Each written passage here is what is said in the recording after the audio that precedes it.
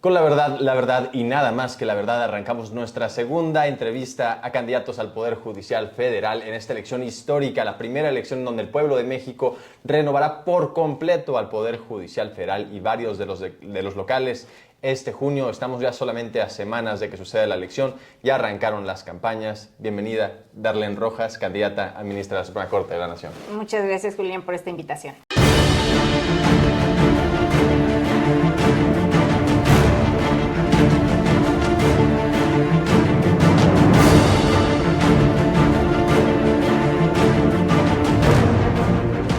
Estimada candidata, pues el gran argumento de la oposición lo hizo recientemente el ex titular del INE, Lorenzo Córdoba, en su última columna para Latinos.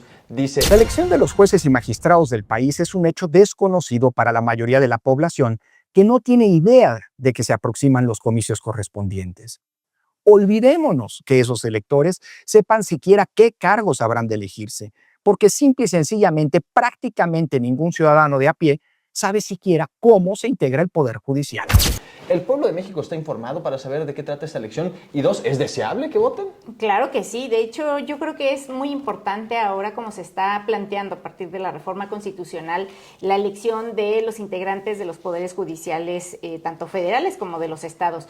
¿Por qué razón? Porque ahora es la ciudadanía quien tomará en sus manos la elección de estos perfiles. ¿Qué sucedía antes? Antes era elegido, pues dependiendo de si tenías a lo mejor alguna cercanía con algún diputado, con algún senador o con el propio gobernador, o en su caso del gobierno federal, lo mismo. Y al final era como determinaban, a pesar de que en algunos casos, principalmente, había gente que llevaba muchísimos años dentro de los poderes judiciales haciendo carrera judicial, y de todas maneras no les servía de nada, pudiendo tener toda la experiencia del mundo para poder acceder a estos espacios como son de jueces y juezas de distrito, magistrados y magistradas y ministras y ministros. Entonces, creo que la ciudadanía es inteligente. Finalmente, la ciudadanía en una participación democrática determina a quién elegir, y pareciera ser que ya hace unos años recientes se quiere tratar a la ciudadanía como tontos, ¿no? De que no tienen la capacidad de decisión, y yo creo que hoy debemos de tomar esa fortaleza, que la ciudadanía es la que determina cómo será el rumbo del país a partir de su participación democrática. El segundo argumento que hace la oposición es: está bien pues que vote la gente, pero el problema es que realmente Morena terminó cooptando la selección de los candidatos, uno, y luego dos, también terminará cooptando la participación, porque será una elección con una participación baja, y movilizarán a los recipientes de programas sociales con una lista en donde les escriban: voto por este, por este, por este, por este, entra a la urna y emita su voto.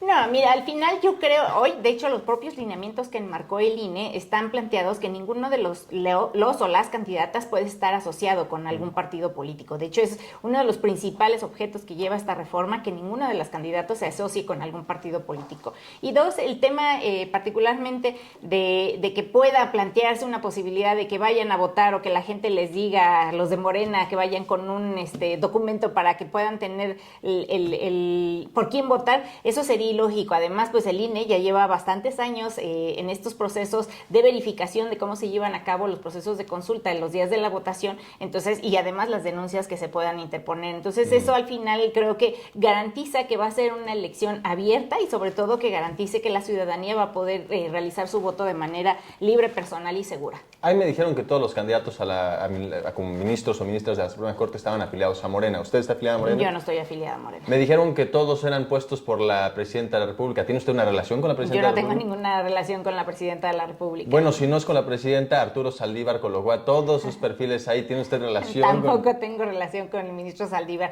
Yo traigo una trayectoria de 27 años en el servicio profesional, el servicio público, y estos 27 he transitado con diversos partidos, y en realidad mi perfil siempre ha sido totalmente técnico. ¿Transitar con diferentes partidos significa que usted ha militado en diferentes partidos? No, transitar por la administración. Es decir, cuando yo inicio recién egresada en la carrera, mi primer trabajo dentro del gobierno, todavía en ese entonces, que tú todavía seguramente ni nacías, en el Distrito Federal, trabajé en la Secretaría de Desarrollo Social, y en ese momento quien era el jefe del departamento, que todavía tenía esa denominación, era el ingeniero Cárdenas. Posteriormente, cuando se da este cierre, viene la administración del licenciado Andrés Andrés Manuel como jefe de gobierno en la Ciudad de México, y quien llega a la Secretaría, que yo estaba en la Secretaría de Desarrollo Social, me invita a seguir colaborando en el departamento jurídico. Entonces, a eso es a lo que me refiero. Yo he transitado con diversos grupos que finalmente pueden ellos tener alguna militancia, y que al final lo que me ha colocado en esos espacios pues ha sido la experiencia y mi capacidad. Pedían 3 cartas de recomendación, entiendo, 5 cartas de recomendación. ¿A usted quién se las dio? ¿Se las dio Andrés Manuel o Andy López Beltrán Jr. o quién se las envió? No, una de las cartas de recomendación me la firmó la licenciada Nacheli, que es la presidenta actual de la Comisión de Derechos Humanos de la Ciudad de México, que tengo una cercanía con ella de amistad, sobre todo por los temas que hemos trabajado. Una abogada reconocida, ella iba a estar candidata para ser... Exacto, para la Comisión Nacional de Derechos Humanos. Ella fue la que me emitió una de las cartas. Bueno, si Darlene Rojas no es alfil ni de la presidenta, ni peón de Arturo Saldívar, ni tiene complicidades con la clase política en ese sentido, ¿quién sí es Darlene Rojas? Pues Darlene Rojas es una abogada, mujer y madre también, que ha venido pues trabajando, construyendo sobre todo desde la parte técnica también una visión de carácter social. Siempre me he involucrado particularmente con temas en donde pues se busque tener justicia en realidad para todas las personas. Eso inició desde la Secretaría de Desarrollo Social, con diversos programas que se realizaban ahí, partiendo pues de esta diferencia que existe en el país de pobres y ricos, en donde pues desafortunadamente una gran parte de la población tiene muchas carencias, ¿no? Y que se ha venido pues avanzando en este ejercicio de garantía de los derechos humanos, pero todavía nos queda mucho por hacer, particularmente en ese aspecto. Y bueno, pues en segundo lugar, también yo al frente de un órgano de impartición de justicia, que fue la Junta Local de Conciliación y Arbitraje, en donde pues ves todos los días una serie de demandas, en donde la mayor parte de estas demandas se alega principalmente el despido injustificado, y que si hacemos una análisis de fondo de cada uno de esos casos, al final siempre son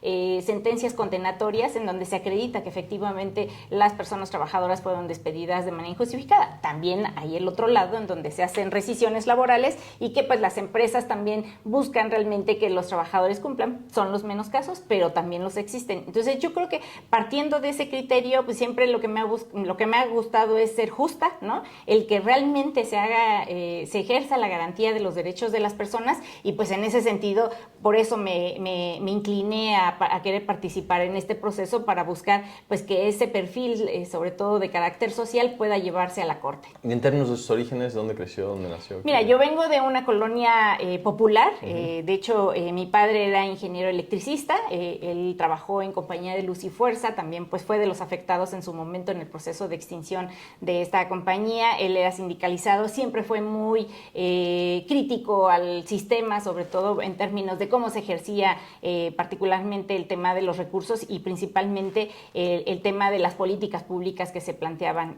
Pues él fue principalmente mi eje, mi mamá también, ama de casa. La verdad es que siempre tuve una educación estricta. Él, cuando sabe que yo decido estudiar Derecho, él me decía, ¿cómo te vas a ir a estudiar Derecho? Esa es la carrera más corrupta que puede existir. Tú eres muy inteligente, te puedes ir a cualquier otra carrera de ciencias.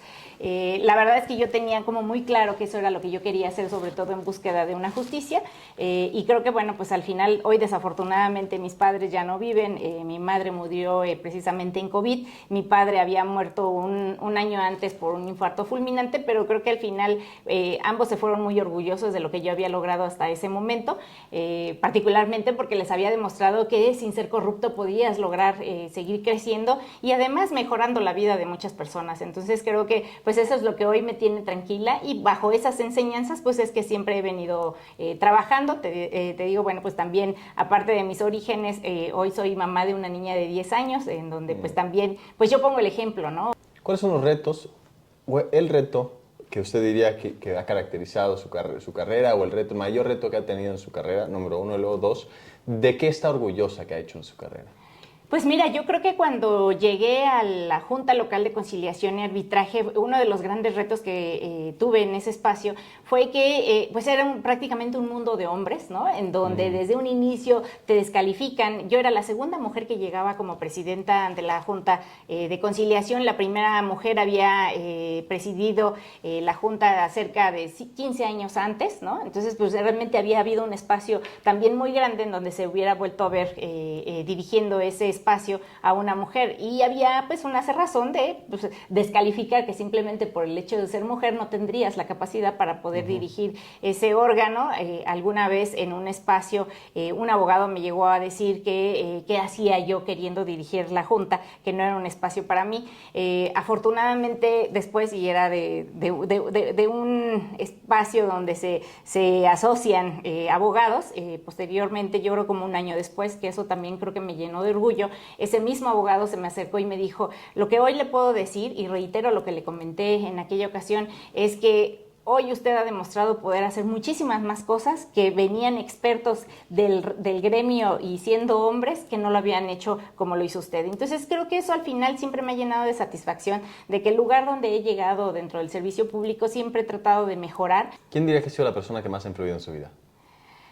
Pues yo creo que mi papá y mi mamá. Finalmente ellos fueron los que marcaron los valores que yo aprendí pues durante mi infancia y que al final pues hoy marcan todos los días mi actuar. ¿Qué consejo le daría a algún joven que quiere hacer una carrera en el Poder Judicial, quiere estudiar Derecho? ¿Qué consejo hay para ellos? Pues mira, yo creo que hoy particularmente hay más oportunidades. Este esquema que se plantea sobre todo para el proceso de integrarse principalmente a los órganos de impartición de justicia da una oportunidad mucho más amplia. Lo comentábamos al inicio de la entrevista, en donde pues solamente unos cuantos que formaban parte del Consejo de la Judicatura, que eran los que determinaban quiénes podían ocupar los espacios vacantes o los de nueva creación, y si tú no formabas parte de ese poder judicial, era muy difícil que pudieras acceder a estos niveles de alta dirección dentro de los poderes judiciales. Hoy, si tú acreditas no solamente tener porque muchas veces hubo esta crítica que si solamente tenías los promedios, que con eso podías llegar a estos espacios, creo que la evaluación que se hizo fue muy a fondo en términos de no solamente acreditar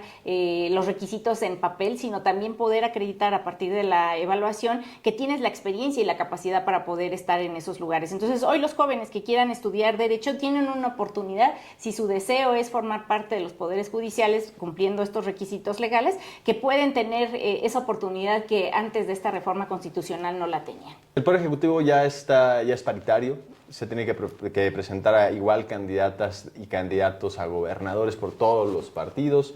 Tenemos a la primera mujer presidenta. El Poder Legislativo ya es paritario desde hace varias legislaturas. Hay más diputadas que diputados, más senadoras que senadores. El Poder Judicial no. El Poder Judicial será paritario a partir del resultado de esta elección y cuando suceda la transición en septiembre. ¿Es importante eso o es únicamente el símbolo? ¿De qué sirve tener más mujeres en el Poder Judicial? Mira, está demostrado a nivel mundial, sobre todo en poderes judiciales.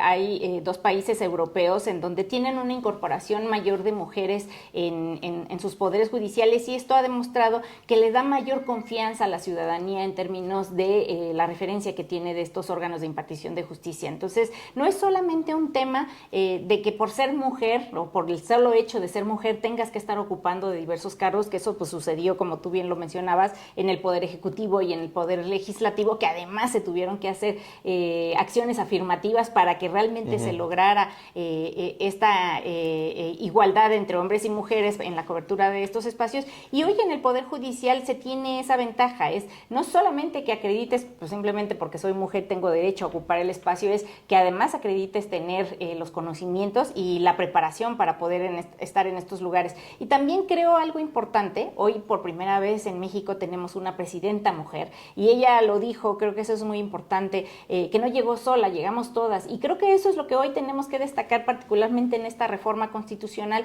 que da la apertura precisamente para que muchas mujeres que hoy tengan la preparación suficiente para poder estar ocupando estos lugares, de los 881 cargos que se van a elegir, el 50% serán ocupados por mujeres. Si le marca una encuestadora telefónica, estas robóticas que siempre nos marcan y nos molestan en nuestro teléfono, y le pregunta, a ver, si usted, Darlene Rojas, está de acuerdo con la presidenta Claudia Sheinbaum, si aprueba las gestiones de la presidenta Claudia Sheinbaum, marque 1, si no está de acuerdo, marque 2, ¿qué número marca? El 1. Si le preguntan, ¿está usted de acuerdo con la presidenta de la ministra Corte y su gestión, Norma Piña, marque 1, y si no está de acuerdo, marque 2, ¿qué número presiona? 2. ¿Qué valoración hace, si pudiera expandir un poco más acerca de la valoración que realiza? Pues mira, yo creo que pues particularmente el actuar que se ha tenido dirigiendo este órgano, y no le resto el conocimiento que pueda tener, sobre todo en su momento para ser elegida como presidenta de la Corte, creo que hay temas que se tienen que determinar a partir de la actividad que uno realiza. Y en el caso particular, por ejemplo, los lineamientos que plantearon para la atención de los asuntos a partir precisamente de esta nueva modificación y del cambio de la totalidad de los integrantes de la Suprema Corte de Justicia, se establecieron dos criterios principalmente. Uno es, las salas particularmente van a dejar de atender los asuntos nuevos, ¿no? Primera, ya van a ser menos sesiones las que van a tener a partir de este momento hasta previo al 1 de septiembre. Pero además de que van a tener menos sesiones, los asuntos que van a llegar al Pleno de la Corte van a ser solamente aquellos que se justifiquen de carácter urgente. Creo que todos los asuntos que llegan a la Corte finalmente pues tienen una relevancia porque ya transitaron no solamente por primera instancia, por la apelación y también el amparo. Entonces, cualquier asunto que esté en la Corte es de suma relevancia, y hoy estar hablando de que tenemos asuntos de primera y de segunda, es decir, para unos ciudadanos tendremos justicia, para otros no, y que se esperen a que lleguen los nuevos, creo que eso es un tanto irresponsable, sobre todo en términos, sobre todo el compromiso que uno asume al momento de estar en esos espacios en términos de impartición de justicia. Eso es acerca de la labor reciente de la ministra presidenta Norma Piña. Durante el año pasado, la ministra presidenta llegó a tomar lo que varios interpretaron como posiciones partidistas en el proceso electoral, participando en alguna marcha de estas rosas que después terminaron convirtiéndose, siempre lo fueron, pero terminaron convirtiéndose en eventos abiertamente proselitistas y pues apelando al voto en favor de una candidata a la presidencia de la República y la otra no. ¿Esa opinión le merece? Pues al final, insisto, si tú formas parte de un órgano de impartición de justicia, tu posición debe de ser neutral. ¿Cuáles son las principales aportaciones que usted ve de esta reforma del Poder Judicial que ya es constitución vigente?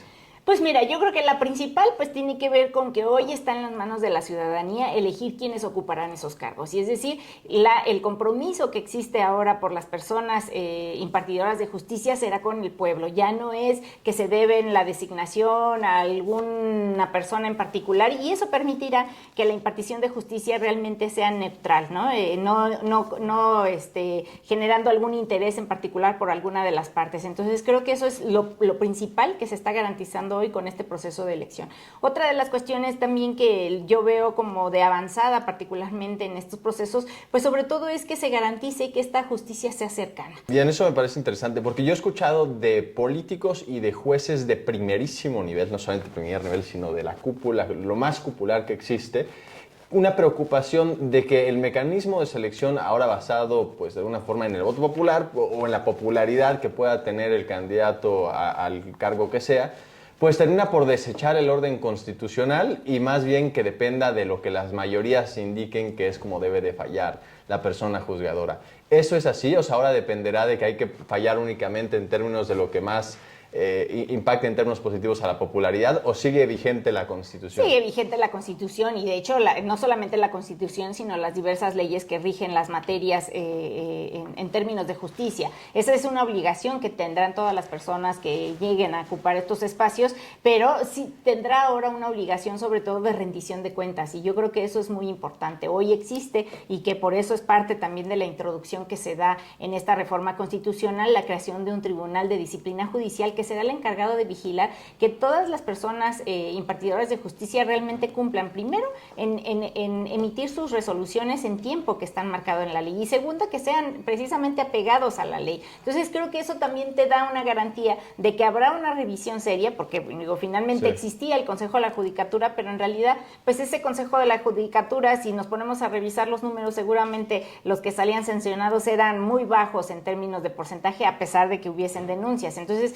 hoy toma relevancia este Tribunal de Disciplina Judicial, sobre todo en la revisión particularmente del actual, y como te decía, cualquier juez o jueza magistrado, magistrada o ministro, ministro, se tiene que apegar particularmente a las leyes, a la Constitución y a los tratados internacionales que tenemos vigentes. ¿Y eso es un problema hoy? O sea, hoy los jueces no fallan conforme a derecho, no fallan conforme a la ley. No, ese es, de hecho, yo creo que la gran crítica que se tiene, sobre todo en términos de impartición de justicia, está permeado, no puedo decir que la mayoría, pero sí ha permeado el tema de la corrupción. Y entonces, quien puede contratar un abogado que tiene ciertas influencias para poderse manejar al interior de los tribunales es quienes obtienen las resoluciones favorables. Y eso no debe de ser así, porque al final, precisamente por eso tendemos este marco normativo en el cual se tiene que constreñir particularmente las resoluciones que sean emitidas. ¿Ya eres candidata? ¿Ya oficialmente candidata? Vas, aparte, propuesta por dos poderes, uno de ellos el poder ejecutivo, lo cual pues para mucha gente representa un símbolo importante de que el equipo que selecciona a la presidenta también te selecciona a ti como que tienes los suficientes elementos para participar en la elección. Partes de un gran lugar. ¿Cómo le puede hacer la gente para votar por ti? Pues mira, en la boleta, precisamente, que es la boleta color lila, que en la parte superior habla de ministros y ministras, me van a poder encontrar por mi nombre está completo, Margarita Darlene Rojas Olvera, pero para poder votar por mí tienen que colocar el número que me tocó por el orden alfabético y es el número 27, que es el número de la suerte. Entonces, si quieren apoyarme, coloquen el número 27 en uno de los recuadros de la boleta. En el espectro político, ¿dónde dirías que te ubicas? ¿Eres una mujer de derecha, de izquierda? ¿No piensas en esos términos? ¿Cómo un poco describirías tú? Yo diría que de izquierda, siempre también, y eso es real, o sea, me he preocupado por garantizar el ejercicio de las personas menos favorecidas, de los grupos vulnerables, y que al final pues se garantice su ejercicio de los derechos humanos. Entonces, sí me considero de izquierda, sin embargo, también sé ser muy neutral cuando tengo que tomar determinaciones netamente legales. ¿Vas a ganar más que la presidenta? No, de hecho es parte también de la reforma constitucional y desde el primer día todos los ministros y ministras que lleguemos a la Corte vamos a ganar menos que la presidenta porque es parte también de la reforma constitucional. Y la gente que quiera seguir informada acerca de tus actividades, ¿cómo te pueden seguir en redes sociales? Me pueden seguir en las redes Facebook, X e Instagram como @Darlene Rojas. ¿Cuál sería una gran la aportación que buscaría hacer Darlene desde la Suprema Corte de Justicia como ministra? Pues mira, uno en primera instancia buscar que la justicia sea cercana a la gente, sobre todo conociendo la situación que se vive en el país. Y otra también que creo que al final tiene que buscarse mucho en términos de cómo se entiende la justicia por parte de las gentes. Y eso tiene que ver con el tema de la emisión de las sentencias. Las sentencias normalmente se utiliza un lenguaje muy rebuscado, con mucho tecnicismo, que la mayor parte de las personas que tienen un conflicto legal forzosamente necesitan de un abogado para poder entender ese lenguaje y a veces ni los abogados nos entendemos en ese mismo lenguaje. Entonces creo que eso es algo que se tiene que cambiar, emitir sentencias mucho más sintéticas y que realmente digan lo que necesita saber las personas en conflicto, sin utilizar estos tecnicismos para que cualquier persona que quiera enterarse de cómo se está resolviendo los asuntos en la Corte en términos de garantía de derechos humanos, cualquier persona lo puede entender y a lo mejor hasta poder utilizar esos asuntos en su favor. ¿Qué definición de justicia tienes? Pues yo te diría que la justicia para mí es aquella que da a cada quien lo que le corresponde, pero que además también tenga un carácter sensible y social. Si nosotros podemos lograr que los órganos impartidores de justicia realmente tomen en consideración no solamente la ley, que efectivamente es lo que nos rige para la emisión de las sentencias, pero que además se tome en consideración todas las condiciones que llevaron a ese conflicto legal, creo que podemos transformar nuestro país. Uno de los retos que también creo que se deben de asumir al frente de la Suprema Corte de Justicia es que esta justicia también sea de carácter social. Yo devengo principalmente mi actividad laboral del derecho del trabajo, en donde pues se ve una serie de violaciones que sufren muchas de las veces las personas trabajadoras, y eso es algo muy importante, que desde la Suprema Corte de Justicia se emitan jurisprudencias de una forma muy clara que evite que lleguen nuevos procedimientos ligados al mismo asunto, pero que se tenga que volver a emitir una sentencia relacionada con este tipo de asuntos. Entonces yo creo que eso es también algo de los retos que a mí me gustaría llevar allá. Dentro de los perfiles que existen hoy como candidatas y candidatos, no existen personas que tengan un perfil laboralista y que, bueno, pues yo me considero que puedo añadir ese ingrediente adicional, sobre todo para la impartición de justicia con carácter social. Hola, soy Darlene Rojas, candidata a ministra por la Suprema Corte de Justicia de la Nación. Solicito hoy tu apoyo para que votes por mí este 1 de junio, el número 27, para llevar una justicia social en esta Suprema Corte de Justicia de la Nación. El número 27 es el que usted debe de buscar en su boleta el próximo mes de junio cuando vaya a cumplir con su labor cívica de votar por primera vez en la historia de este país para elegir a los representantes del Poder Judicial Federal, el número 27 de la candidata a ministra de la Suprema Corte de Justicia de la Nación, Darlene Rojas. Muchas gracias por habernos acompañado, estimada Darlene, y nos estamos viendo muy pronto. Gracias a ti, Julián. Gracias por habernos acompañado en una entrevista más de bajo juramento en el medio más obradorista de México, en El Soberano. Muchas gracias y hasta luego.